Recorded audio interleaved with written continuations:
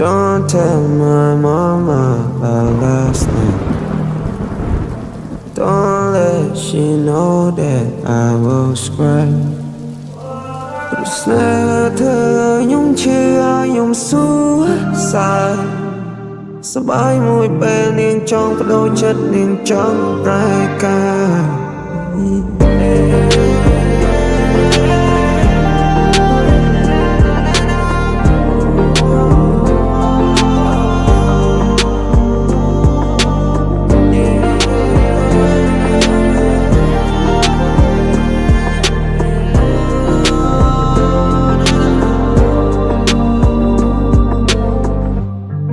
ខ្ញុំគួរតែធ្វើបែបណាស្រីខ្ញុំស្រឡាញ់នឹងផ្លែកសន្យាព្រោះភាពភឺហានឹងសុំใจផ្លូវ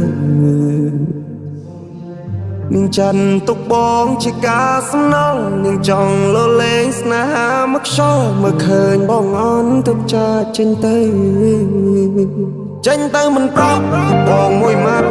នាងចង់ស្លាប់បងព្រមស្លាប់បងលុតចង្គង់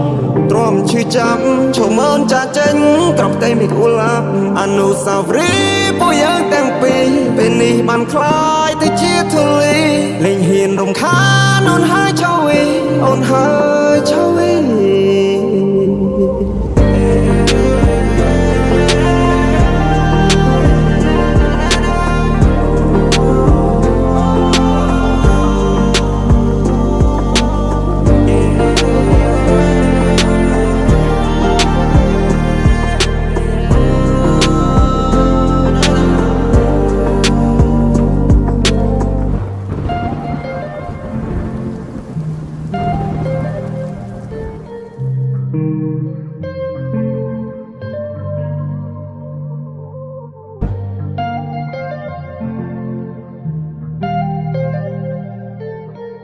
Thank you.